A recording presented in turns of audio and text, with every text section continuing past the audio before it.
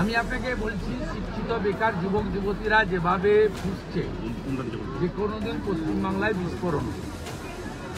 বিস্ফোরণ হবে, যেটা সামলানোর ক্ষমতা সরকার বা পুলিশের নেই।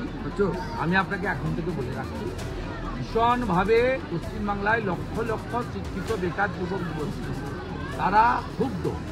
40 বছর পেরিয়ে গেছে, চাকরি হয়নি, এবং আপনারা প্রত্যেকেই জানেন যে আমাদের রীতিনীতি অনুযায়ী প্রত্যেকটা বাবা মা চান তার কন্যাকে বিবাহ দিতে একটা তার যে অর্থনৈতিক নিরাপত্তা আছে এমন কোনো লোক।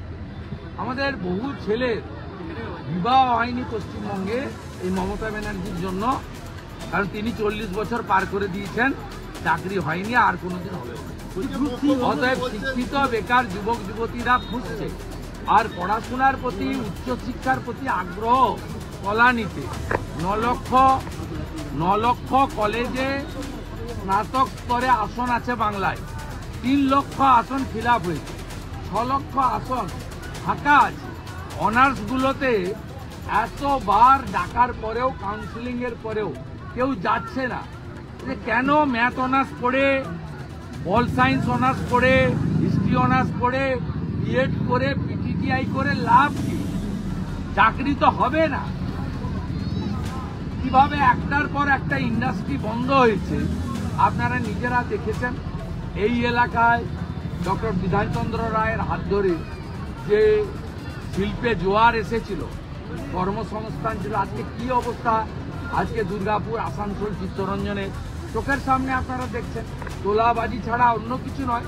এলাকার সাংসদ কীর্তি আজাদ তিনি তালিকা করে তিনি কেন্দ্রীয় সংস্থাকে, কোল ইন্ডিয়াকে বলছেন, ইসিএলকে বলছেন ব্যবস্থা নাও।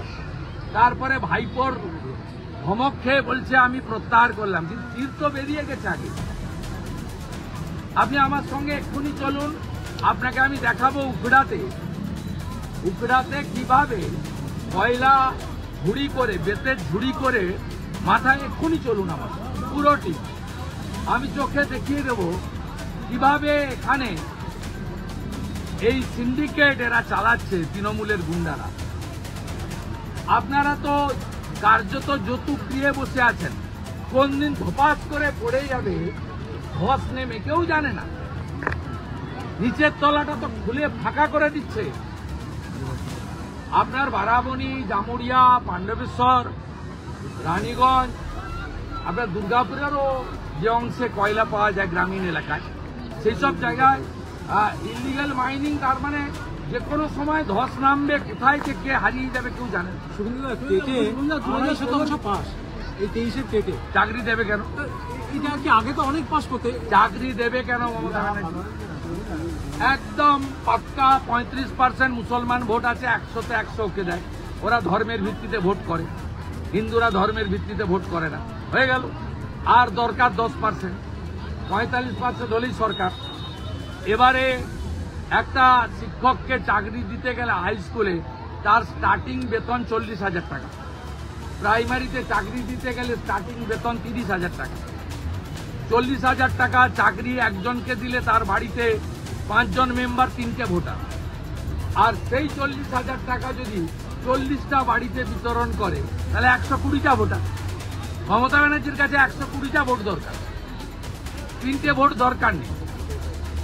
তার ক্যালকুলেশনটা ভাই, একদিকে তোষণ করো, হিজাব করে, আর বৃষ্টি পড়লে তো ছাতা মাথায় নেওয়া যেতে পারে। আর যদি বৃষ্টির জন্য কাপড় পরতে হয়েছে তাহলে কানের সাইড দিয়ে নামাতে হলো কেন? এত শূন্য কথা। একদম ক্লিয়ার মেসেজ একটা কমিউনিটিকে দিচ্ছেন যে আমি বাধ্য হয়ে দুর্গাপূজায় যাচ্ছি বটে, বাট আমি তোমাদেরই লোক, আমাকে ভুল বুঝবে না। আচ্ছা, কিন্তু মাতৃপক্ষে কেউ যায়, পিতৃপক্ষে এই রাস্তা দিয়ে লোক গয়া যায়। দক্ষিণ পিতামাতা যাদের গত হয়েছেন, পিণ্ডদান করেন, তারা কালাসুস থেকে মুক্তি পান। আপনি পিতৃপক্ষে কখনো কোনো ভালো কাজ, শুভ কাজ হয়? আপনি দেখুন মা দুর্গার শক্তি যেদিন করেছে, মা দুর্গা উপর থেকে একবারে কোথাও বৃষ্টি নেই, কলকাতার উপরে বাঁধ ভাঙা বৃষ্টি। আর যে 3টে পুজো পিতৃপক্ষে করেছিল, 3টে পুজোকে মা দুর্গা একদম ভাসিয়ে নিয়ে চলে গেছে। এটাই তো সনাতনের শক্তি।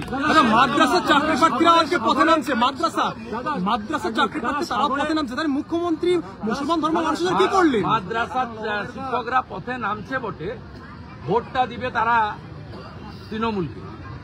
বহুবার প্রমাণিত হয়েছে তারা ক্যালকুলেটিভ ওয়েতে ভোট করে এবং ভোটের আগে ওদের যে প্রেয়ার হয় সেখানে ইমাম সাহেব যারা 2,500 টাকা করে পান তারা বলে দেন যে কেন মমতা ব্যানার্জিকে এখানে রাখতে হবে।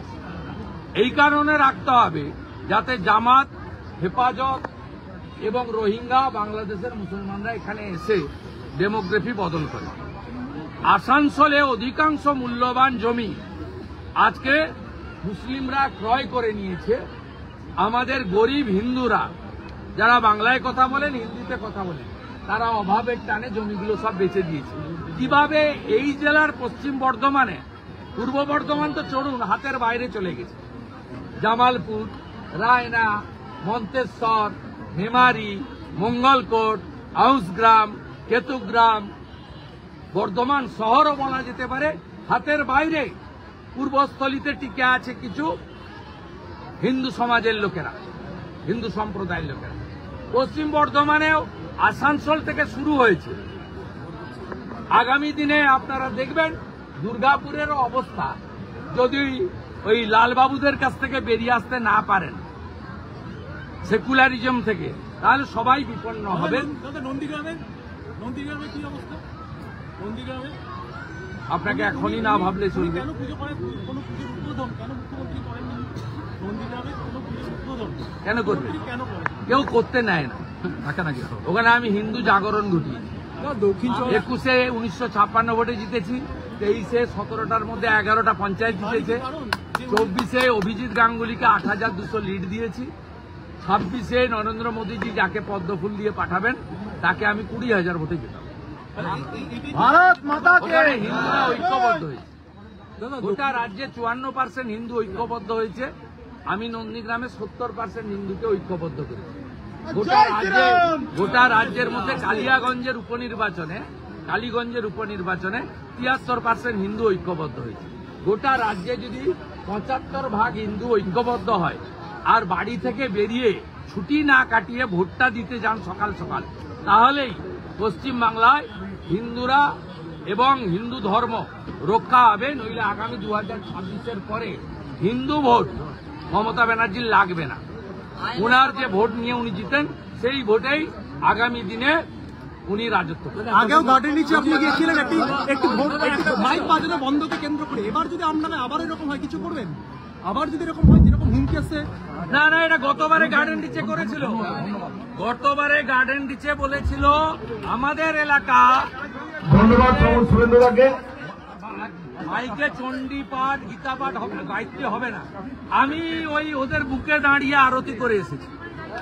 গতবারে ফলাফল করেছিল শাঁখ বাজাবেন না, কাঁসর বাজাবেন না। আমাদের এলাকা মায়েরা বেরিয়ে বলেছে আয় এখানে বেশি করে শাঁখ আর বাজাবে। আমি রফিকুর রহমানের গ্রেপ্তার দাবি করছি এবং মমতা ব্যানার্জি বলেন উৎসব যার ধর্ম, যার যার উৎসব সবার, তাহলে আমাদের পুজো যেন পঞ্জিকার টাইম মতো সুষ্ঠুভাবে কাঁসর, ঘন্টা, শাঁখ, ঢাক বাজে, তার ব্যবস্থাটা করে দিন যদি আপনারা রিয়েল সেকুলার হয়ে থাকেন।